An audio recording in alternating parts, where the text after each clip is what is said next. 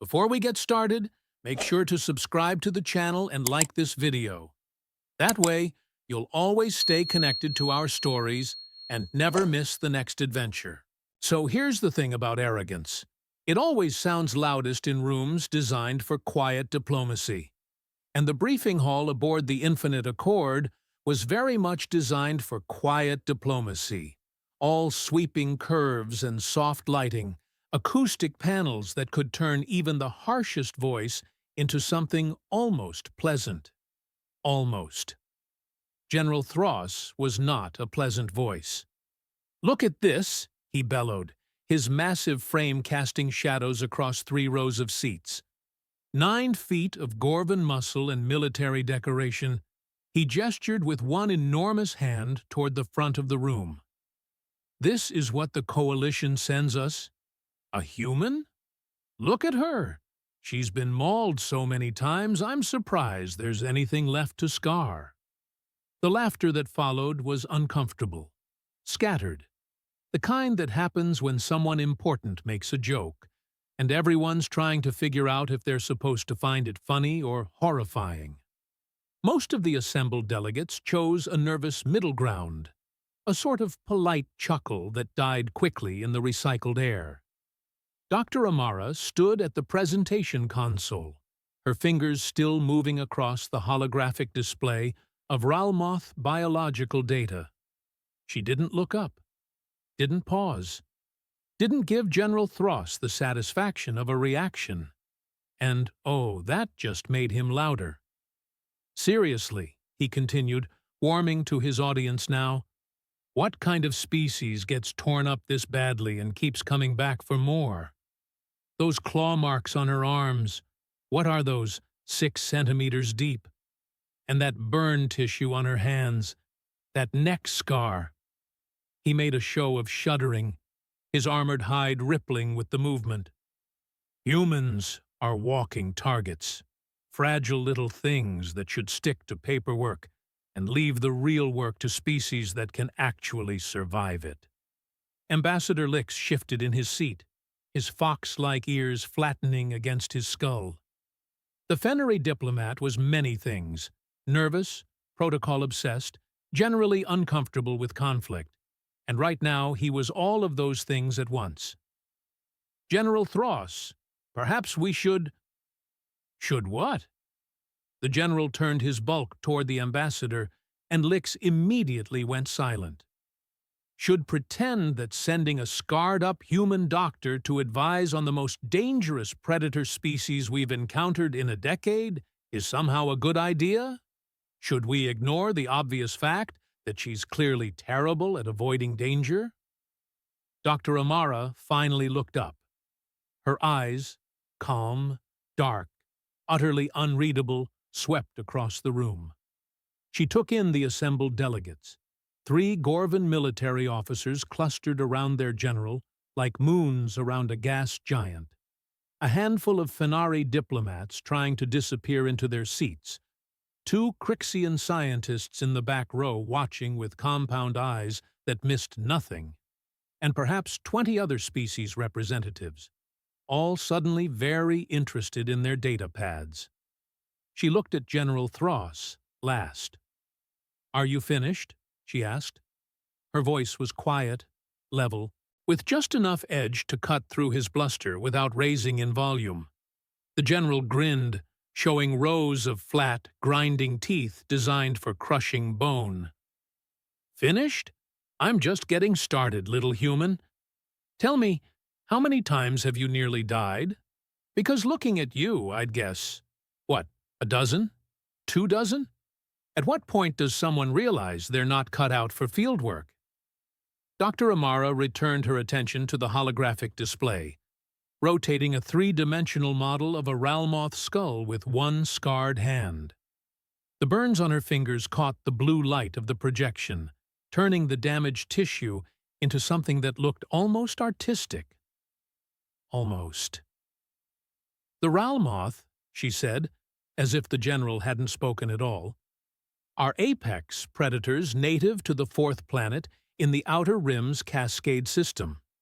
They're carbon-based, oxygen-breathing, with a skeletal structure that's partially crystalline, which explains why standard kinetic weapons are largely ineffective against adult specimens. "We know all this," General Thross interrupted. "What we need to know is how to kill them."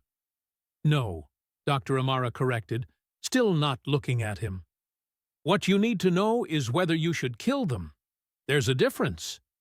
The general's laughter boomed through the briefing hall again, and this time a few of his officers joined in. Real laughter now, not the nervous kind. "Should we kill them? They've wiped out 3 colonies, 16,000 dead across 2 species. The question isn't, should we? It's, how fast can we?" Dr. Amara pulled up a new image. A Ralmoth cub, sedated, contained in the ship's high-security holding area 3 decks below. Even unconscious, even young, the creature looked dangerous. 6 limbs ending in crystalline claws, a body covered in overlapping plates that shimmered like opals, a head that was all angles and aggression. "This cub," she said, "was captured 6 days ago on the remains of the Fennery colony on Outpost 9. It's approximately 18 months old, which in Ralmoth development terms makes it an adolescent. It's been sedated continuously since capture, and it's scheduled for examination in," she checked her chronometer, "approximately 2 hours. "Examination," General Thross scoffed. "Dissection, you mean? We need to understand their weak points, their organ placement, their language," Dr. Amara interrupted. "Their social structure, their territorial behaviors, their language?" The general's laughter cut her off mid-sentence. "You think we should try to talk to them? They're animals. Dangerous, colony-destroying animals. You don't negotiate with a plague, Doctor. You eliminate it." Dr. Amara finally turned to face him fully. The movement was deliberate, controlled, and somehow it made the entire room go quiet. She stood perhaps 5.5 feet tall, absolutely tiny compared to the general's 9-foot frame, but the way she held herself suggested she'd forgotten to be impressed by his size. "General Thross," she said, her voice still that same quiet level. "In the past 8 years, I've treated wounded Crixians, performed emergency surgery on Fenari, extracted venom from dying Gorvan soldiers, including 2 from your own unit, if I'm reading your decorations correctly, and spent 6 months surviving on a planet where I was very definitely not the apex predator." She held up her scarred forearms, turning them so the claw marks caught the light. These are from a Crixian hunter who was dying from venom sac rupture. I had to reach inside her thorax to manually compress the damaged tissue while she was conscious and terrified. She lived. The scars are from her claws, reflexive, not aggressive. She touched the jagged line down her neck. "This is from performing emergency surgery on myself after a mining accident on Outpost 3. The medical bay was destroyed. I had 45 minutes before I bled out. I didn't." She raised her burned hands.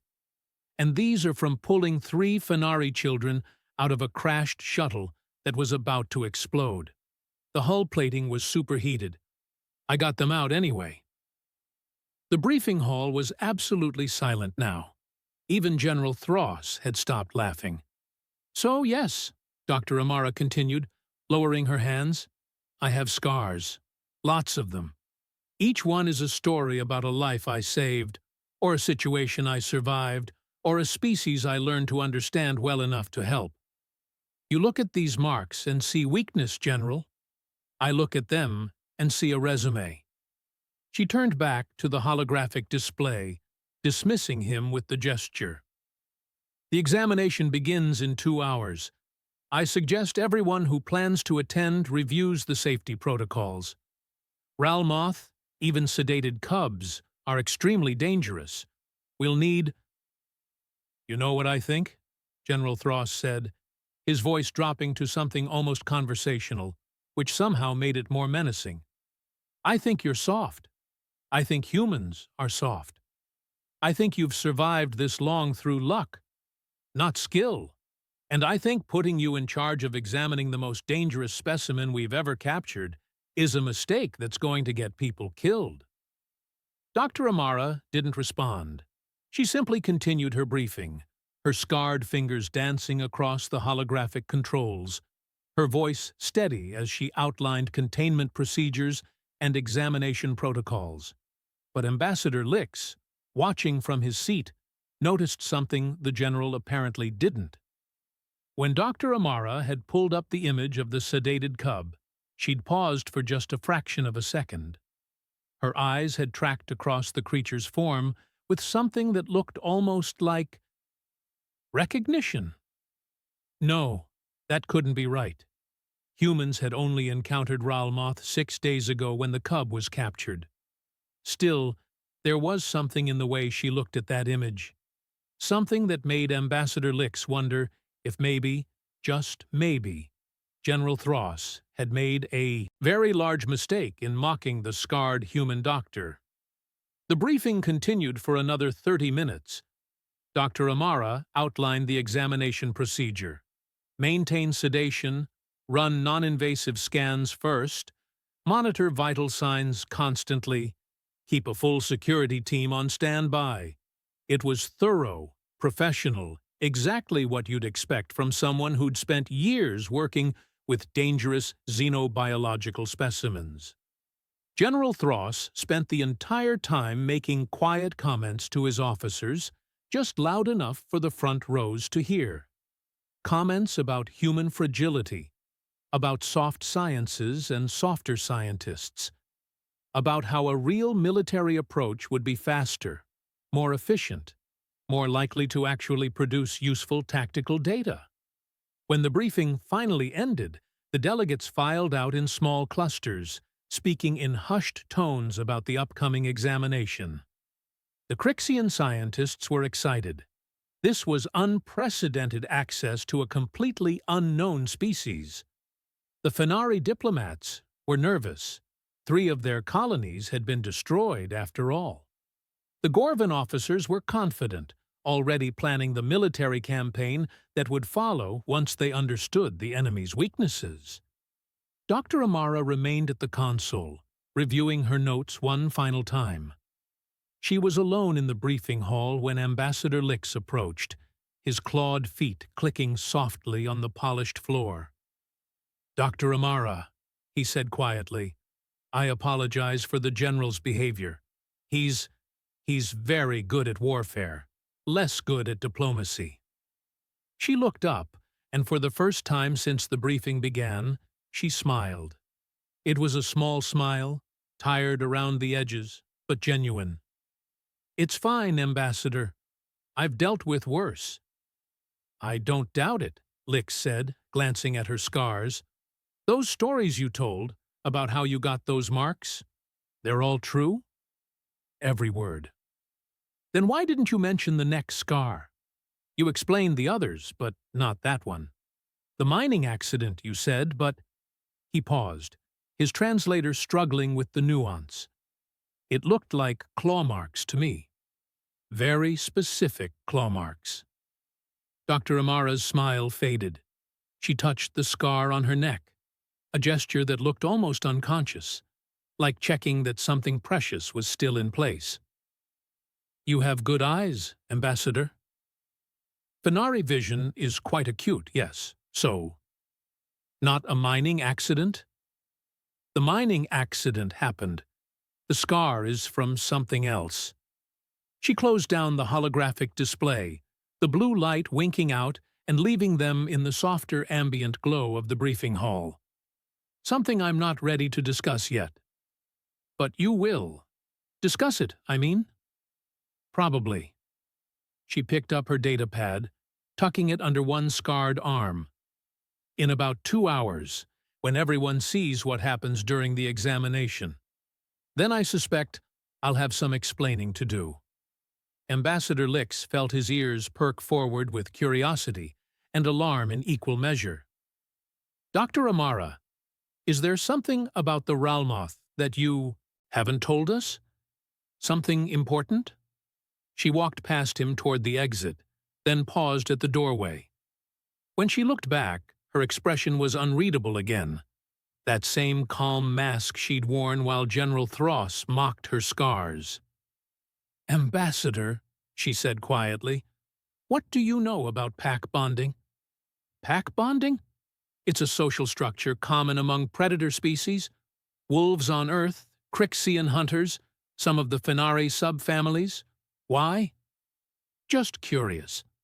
She tapped her fingers against the data pad, and Lix noticed the way the burn scars on her hands had healed in patterns, almost like they'd been treated with extreme care, with techniques designed to minimize tissue damage while maximizing function. Tell me, when a pack bonds with an outsider, what's the usual ritual? It varies by species, but typically there's a marking of some kind, a scent transfer, a vocal acknowledgement, sometimes a physical mark. His eyes widened. Dr. Amara, that scar on your neck, are you saying— I'm saying, she interrupted gently, that the examination in 2 hours is going to be very interesting.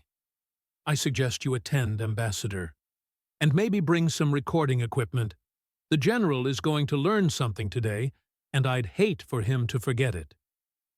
She left then, her footsteps echoing down the corridor, leaving Ambassador Lix standing alone in the empty briefing hall with a growing sense that the Coalition had absolutely no idea what they'd captured 3 decks below.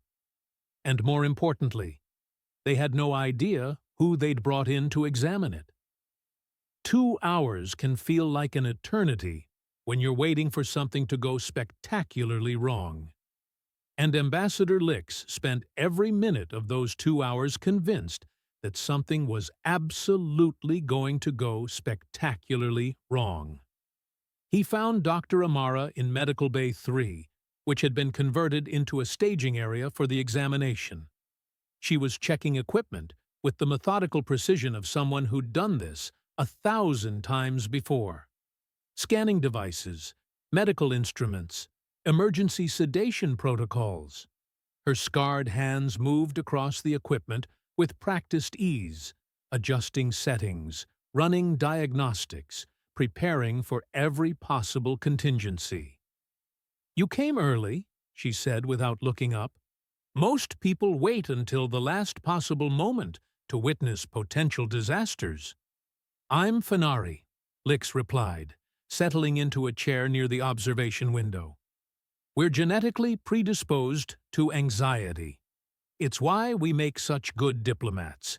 We're always preparing for the worst possible outcome. Smart species. Dr. Amara tapped a few commands into a medical scanner, frowned at the readout, then adjusted something Lix couldn't identify. The worst possible outcome is usually the one nobody prepared for. Is that what you're expecting today? The worst possible outcome? She finally looked at him, and there was something in her expression, not quite amusement, not quite sadness. Something in between. Ambassador, I'm expecting General Thross to learn a very expensive lesson about assumptions. Whether that's the worst possible outcome depends entirely on how quickly he learns it. Before Lix could ask what that meant, the door hissed open, and the room began filling with people. The Crixian scientists arrived first, their compound eyes gleaming with scientific curiosity. Then came the Fenari observers, nervous and whispering among themselves. A security team filed in next, 6 Gorvan soldiers in full combat gear, carrying weapons that looked designed to punch holes through starship hulls. And finally, General Thross himself, striding in like he owned the ship. Which, technically, he sort of did. The Infinite Accord was under military jurisdiction during crisis situations, and 3 destroyed colonies definitely qualified as a crisis. Doctor, he said, his voice carrying that same mocking tone from the briefing, I see you've prepared quite the show. All this equipment just to look at a sleeping animal? Seems excessive. Dr. Amara didn't rise to the bait. She simply gestured to the observation window, which looked down into the containment chamber below. The cub is sedated, but Ralmoth physiology is complicated. Their bodies adapt rapidly to chemical compounds. What works today might not work tomorrow. Then we sedate it harder, General Thross said, as if this was obvious. Increase the dosage. Keep it unconscious. Simple. Nothing about Ralmoth is simple, General. Everything is simple if you're not afraid to make hard choices. He turned to his security team. When the examination is complete, I want full scans of organ placement, skeletal structure, muscular attachment points, everything we need to develop effective weapons. If the sedation starts to fail, increase it. If that doesn't work, terminate the specimen, and we'll work with what we have. One of the Crixian scientists made a clicking sound of protest. General, this is the only live specimen we've captured. The scientific value, General Thross interrupted, is in understanding how to kill them before they kill more of us. This isn't a research project, it's a tactical assessment. Dr. Amara had gone very still. She was standing at the equipment console, her scarred hands resting on the surface, her eyes fixed on the observation window. Below, in the containment chamber, the Ralmoth cub lay motionless on a reinforced examination platform. Even sedated, it was beautiful in a terrifying sort of way. All crystalline edges and opalescent armor, 6 limbs folded against its body, claws retracted but still visible. General, she said quietly, before we begin, I need to tell you something about those scars you found so amusing earlier. Oh, here we go, Thross muttered. Another touching story about human resilience? Actually, yes. Dr. Amara turned to face the assembled observers, and Lix noticed that her hand had moved to touch the scar on her neck. That unconscious gesture again, like checking that something precious was still there. I told you this scar was from a mining accident. That was partially true. There was an accident. A transport crash on a planet in the Outer Rim, about 18 months ago. The ship went down in hostile territory.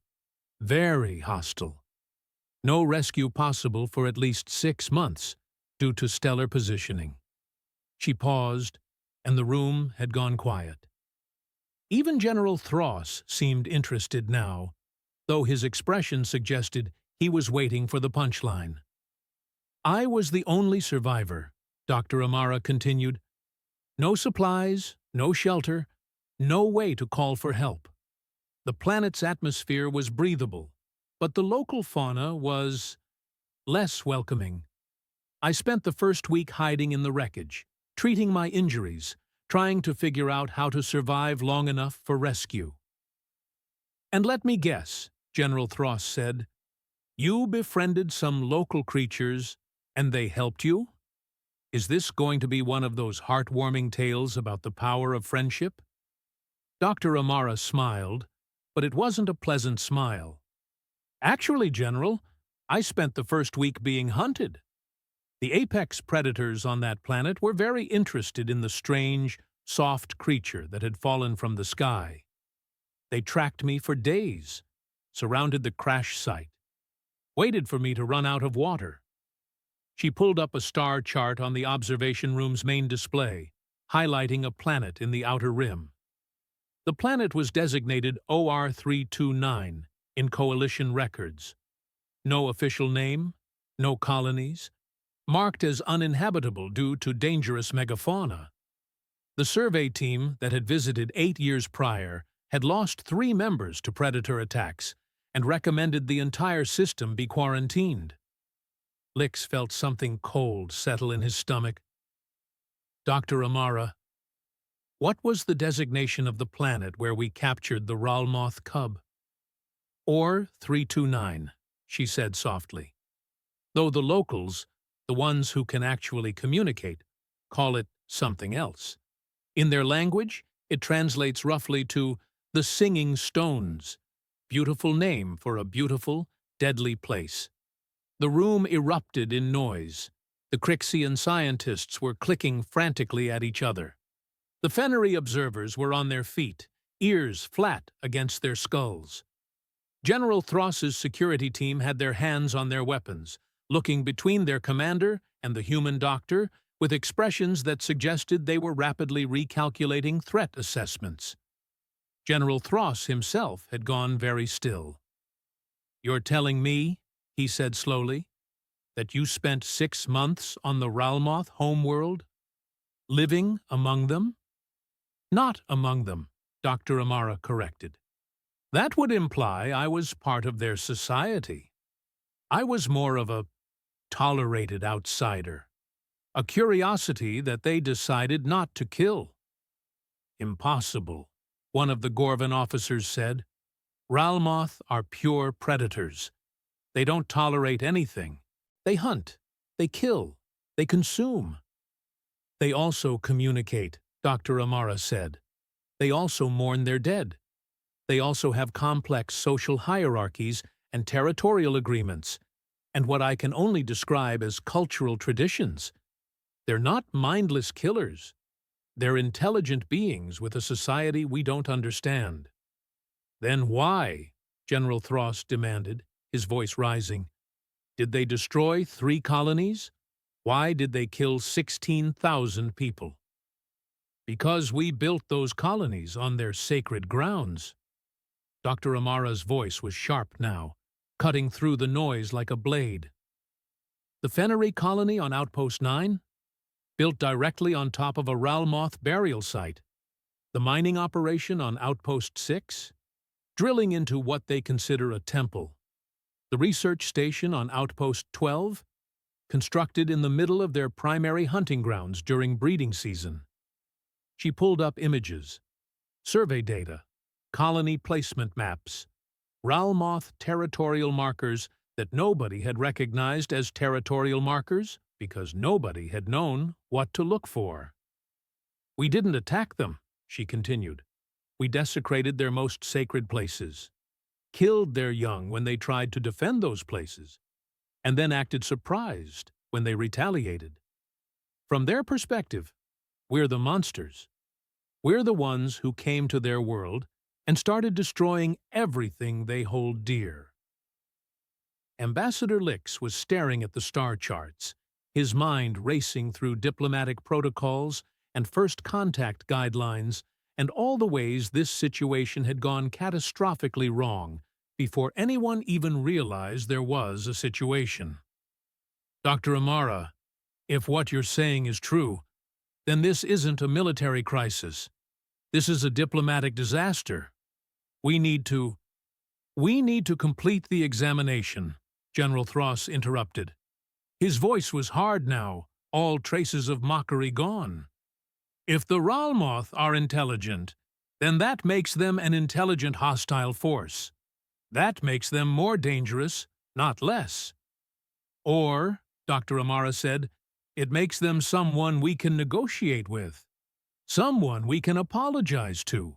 Someone we can make peace with before this escalates into a war that neither side wants." "You're assuming they want peace. I'm assuming they want their child back." Dr. Amara gestured to the observation window, to the sedated cub below. "That's someone's offspring down there, General. Someone's pack member.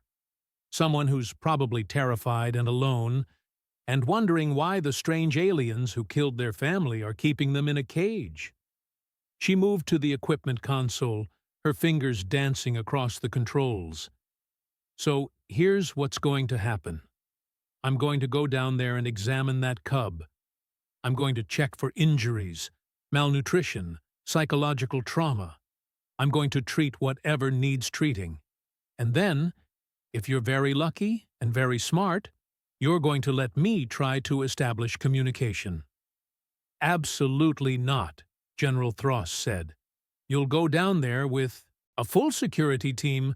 You'll run your scans from a safe distance, and if that creature so much as twitches wrong, we're increasing sedation to lethal levels. Those are my orders." Dr. Amara looked at him for a long moment. Then she did something that made every Gorvan in the room tense up. She smiled.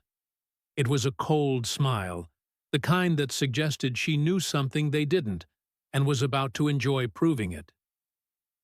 "General," she said, "with all due respect, which at this point is very little, those scars on my arms, the ones you mocked, they're not from a medical procedure gone wrong.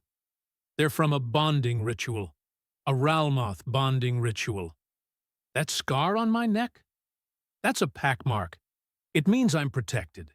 It means I'm recognized. It means that cub down there is going to know exactly who I am the moment it wakes up." "It's sedated," General Thross said, but his voice had lost some of its certainty. "Is it?" Dr. Amara pulled up the vital signs monitor, and Lix felt his blood run cold. The cub's heart rate was increasing. Its brain activity was spiking. Its breathing was changing from the slow, deep rhythm of sedation to something faster, more alert. "Ralmoth physiology adapts rapidly to chemical compounds," Dr. Amara repeated, her voice perfectly calm. "What works today might not work tomorrow. In this case, what worked 6 days ago definitely doesn't work anymore." The cub's eyes opened. Now, here's where things got interesting. And by interesting, we mean the kind of interesting that makes career military officers reconsider their life choices while simultaneously reaching for weapons they're not entirely sure will work. The Ralmoth cub's eyes were not like human eyes, or Fennery eyes, or even Crixian compound eyes. They were crystalline, multifaceted, catching the light of the containment chamber and throwing it back in patterns that seemed to shift and change with each heartbeat. And those eyes, previously dull with sedation, were now very, very awake. "Containment protocols," General Thross barked, his hand slamming down on the emergency alert. "Security team, weapons ready. Someone increase that sedation right now." "Don't," Dr. Amara said, and something in her voice made everyone freeze. Not the volume. She wasn't shouting. Not the tone. She wasn't threatening. It was the absolute certainty, the kind of certainty that comes from someone who knows exactly what's about to happen, and knows that everyone else is about to make it infinitely worse. But General Thross wasn't in the habit of taking orders from scarred human doctors. "Increase sedation by 30%. If that doesn't work, we go to 50. If that doesn't work..." The cub moved. 6 limbs unfolded with liquid grace, crystalline claws extending with a sound like wind chimes made of broken glass. It rose from the examination platform, its body, easily the size of an earth tiger, coiling with predatory tension. The opalescent armor plates along its spine began to vibrate, creating a sound that started low and built into something that made every species in the observation room feel it in their bones. It was a shriek, but calling it a shriek was like calling a supernova a light show. The sound bypassed ears entirely and went straight for the nervous system, triggering every prey instinct evolution had ever installed. 3 of the Fenari observers bolted for the door.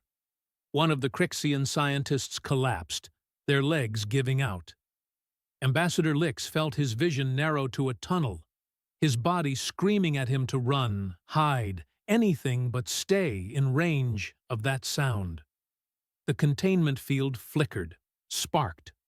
The cub's claws raked across it, and the energy barrier that was supposed to hold back a creature capable of tearing through starship hulls shuddered like paper in a hurricane. "Weapons free!" General Thross shouted. "Target the creature! Prepare to..." Dr. Amara walked toward the containment chamber door. Not ran, not rushed. Walked. Her scarred hands were steady as she entered the access code, her breathing calm as the door hissed open, her expression utterly serene as she stepped into a room with an apex predator that was currently demonstrating exactly why 3 colonies had been wiped off the map. "Dr. Amara, get back here!" General Thross roared, but she was already inside, already moving toward the containment field controls. "If you shoot," she called back, her voice carrying clearly despite the cub's continued shrieking, "you'll hit the containment generator. The field will collapse completely. Then you'll have a very angry, very scared adolescent Ralmoth loose on a ship full of soft, slow targets. Is that really your tactical assessment, General?" Her hand hovered over the containment field controls. "Doctor, don't you dare!" She deactivated the field. The observation room erupted in chaos. Security team members were shouting, trying to get a clear shot. General Thross was bellowing orders that nobody could hear over the cubs shrieking. Ambassador Lix was frozen in his chair, watching with the horrified fascination of someone witnessing a disaster they're powerless to stop. The Ralmoth cub lunged. It moved faster than anything that size had any right to move, 6 limbs propelling it across the containment chamber in a blur of crystalline claws and opalescent armor. It covered the distance between the examination platform and Dr. Amara in less than a second, its mouth opening to reveal rows of teeth that looked like they'd been carved from diamonds. Dr. Amara dropped to her knees. She lowered her head, exposing her throat. That scarred throat with its jagged mark that General Thross had mocked just 2 hours ago. Her hands went to her sides, palms up, fingers spread. It was a position of absolute vulnerability, the kind of posture that every predator species in the galaxy recognized as surrender. The cub stopped. Its claws were extended, mere centimeters from Dr. Amara's exposed neck. Its mouth was open, breath hot enough that Lix could see the air shimmer from 3 rooms away. Every muscle in its body was coiled, ready to strike, ready to kill, ready to tear apart the soft human who'd had the audacity to enter its cage. But it stopped. The shrieking cut off abruptly, replaced by a different sound. A confused, questioning rumble that seemed to come from deep in the cub's chest.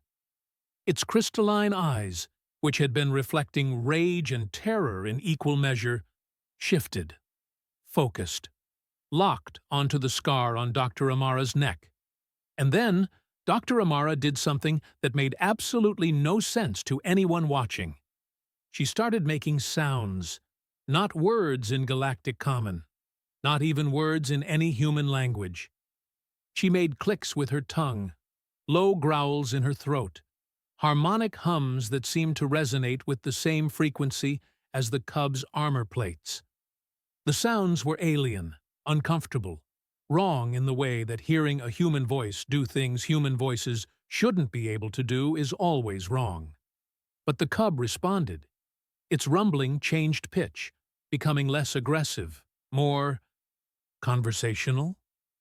It circled Dr. Amara slowly, its claws still extended, but no longer poised to strike.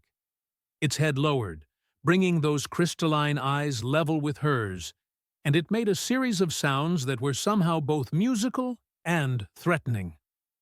Dr. Amara responded with more clicks, more growls, more of those impossible harmonic sounds. "What is she doing?" one of the Gorvan security officers whispered, his weapon still raised, but his hands shaking.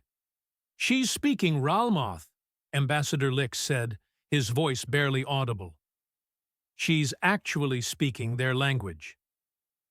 General Thross had gone absolutely silent. He was staring through the observation window with an expression that Lix had never seen on the general's face before, something that looked almost like fear, mixed with a healthy dose of dawning realization that he'd made a catastrophic error in judgment. The conversation, because that's what it was, an actual conversation between a human doctor and an alien predator, continued for what felt like hours, but was probably only minutes. The cub's body language gradually shifted from aggressive to cautious, to something that looked almost like curiosity. It sniffed at Dr. Amara's outstretched hands, careful not to touch her with its claws.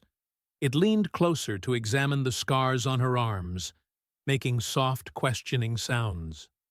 And Dr. Amara, still kneeling, still vulnerable, responded to each question with patient clicks and growls. Finally, after an exchange that nobody in the observation room could follow, Dr. Amara slowly raised one scarred hand. The cub went still, watching the movement with intense focus. She reached out, moving with glacial slowness, and touched the scar on her own neck. Then she pointed to the cub. The cub made a sound, a long, mournful note that seemed to contain entire worlds of grief. It moved closer, its massive head lowering until it was inches from Dr. Amara's hand.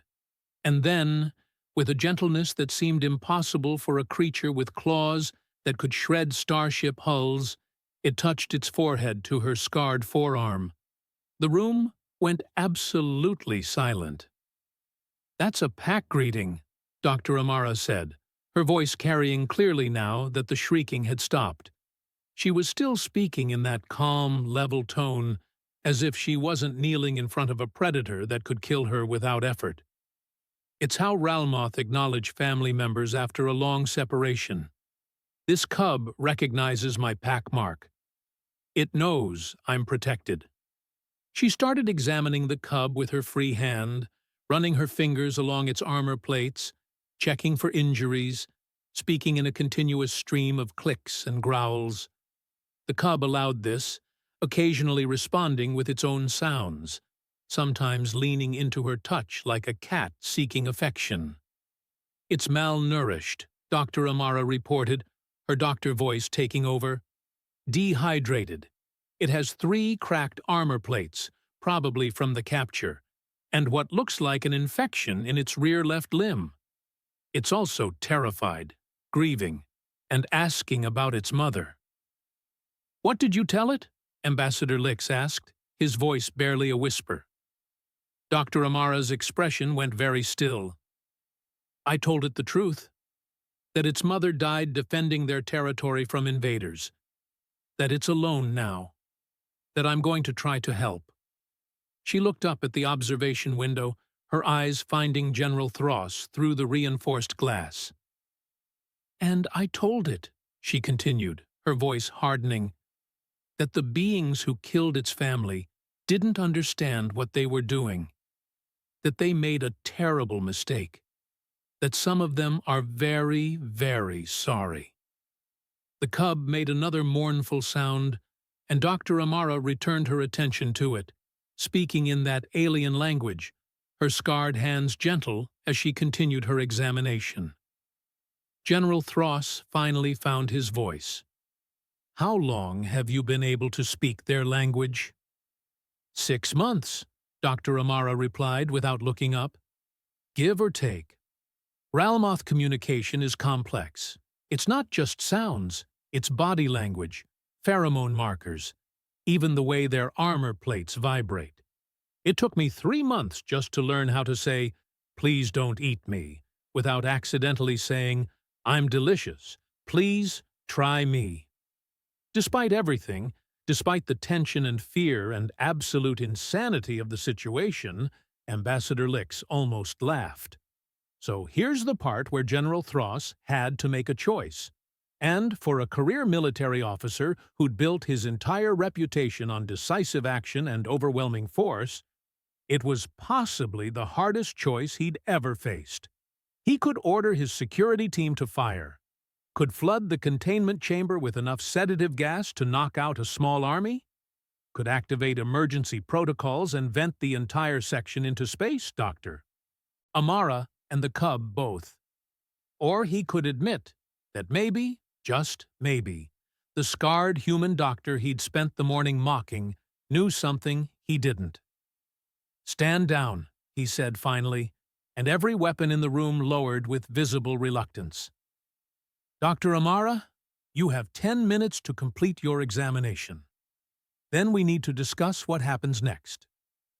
"What happens next," Dr. Amara said, still working on the cub's infected limb, "is that you let me send a message. The cub has been calling for its pack since it woke up. That shrieking wasn't aggression, it was distress. There are adult Ralmoth within range, and they're getting closer." The observation room's tactical display lit up as if on cue, showing 3 massive signatures approaching the ship. Each one was easily 10 times the size of the cub, moving through space with a grace that shouldn't have been possible for creatures that large. "They've been tracking us," Dr. Amara continued, "following their lost pack member across 2 star systems. They're not attacking because they don't want to risk harming the cub. But, General, if they think we've heard it, if they think we're a threat, well, you've seen what one adolescent can do to a containment field. 3 adults could tear this ship apart in minutes." General Thross's jaw clenched so hard, Lix heard his teeth grinding. "What kind of message?" "The kind that says we're returning their child. The kind that says we're sorry. The kind that opens a dialogue instead of starting a war." She finished treating the cub's infection, speaking to it in those strange clicks and growls. The cub responded, its body language shifting to something that looked almost hopeful. "You're asking me to negotiate with animals that destroyed 3 colonies. I'm asking you to negotiate with intelligent beings who were defending their sacred sites from what they perceived as an invasion." Dr. Amara stood slowly, the cub tracking her movement but not following. "General, they're not monsters. They're people. Different people. Dangerous people. People whose communication methods involve things that can rupture eardrums, but people nonetheless." She walked toward the containment chamber exit, and the cub made a questioning sound. She responded with a series of clicks that seemed to satisfy it, because the cub settled back onto the examination platform, watching her with those crystalline eyes. "Every scar you mocked this morning," Dr. Amara said as she emerged from the chamber, "is a bridge I built between species that didn't understand each other." She stopped directly in front of General Thross, and despite the fact that he towered over her by more than 3 feet, she somehow looked larger. "What bridges have you built, General? Or do you only know how to burn them?" The silence that followed was absolute. General Thross looked at her for a long moment. Then he looked at the cub, still resting on the examination platform.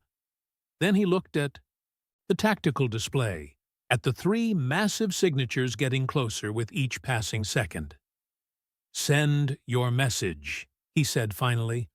"But, Doctor, if this goes wrong, then you'll have been right all along, and I'll be dead, so you can feel vindicated while explaining to the Coalition Council how you started an interspecies war." Dr. Amara moved to the communications console. "But it won't go wrong, because I'm not guessing. I know these people. I lived with them. I mourned with them. I earned these scars by proving that humans can be trusted."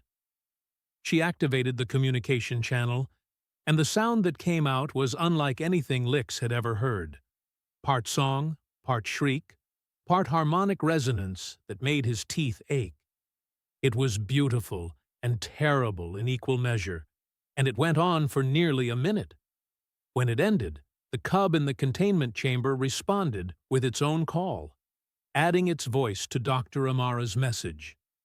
The 3 signatures on the tactical display slowed, stopped. One of them, the largest, began transmitting back, and the ship's speakers filled with sounds that seemed to contain entire conversations, compressed into seconds. Dr. Amara listened, then turned to General Thros, smiling with genuine relief. The matriarch says she's willing to talk. She'll meet with representatives of the coalition to discuss territorial boundaries and sacred sites. She says, Dr. Amara's voice caught slightly, she remembers me. She's asking if I'm well, if my pack is well, if the mark she gave me still holds meaning. She touched the scar on her neck. What did you tell her? General Thros asked quietly. I told her the mark still holds. I told her my pack has grown to include many species. I told her that some of my pack didn't understand what they'd done, but they're willing to learn. Dr. Amara looked at the general. I told her that humans know how to apologize, that we know how to make things right. Was I lying, General? General Thros was quiet for a long moment. Then he nodded slowly. No, Doctor. You weren't lying. And I apologize for my words this morning, for my assumptions. Dr. Amara studied him, then nodded. Apology accepted, General. Now, shall we go meet the matriarch? I should warn you, Ralmoth greeting rituals involve a lot of throat exposing and vulnerability displays. You might want to leave the weapons behind. Will it be dangerous? Probably, Dr. Amara said. But General, the most dangerous thing you can do is assume you understand someone you've never tried to talk to. Sometimes the bravest thing you can do is kneel. She headed for the door, already making plans. Ambassador Lix scrambled to follow, his mind racing with diplomatic protocols and treaty frameworks. The cub made one final sound as they left, and Dr. Amara responded without breaking stride. Ambassador Lix's translator caught fragments. Gratitude, family, hope, home. Turned out, the most dangerous. Human on the ship was the one who knew when not to fight. Funny how that works.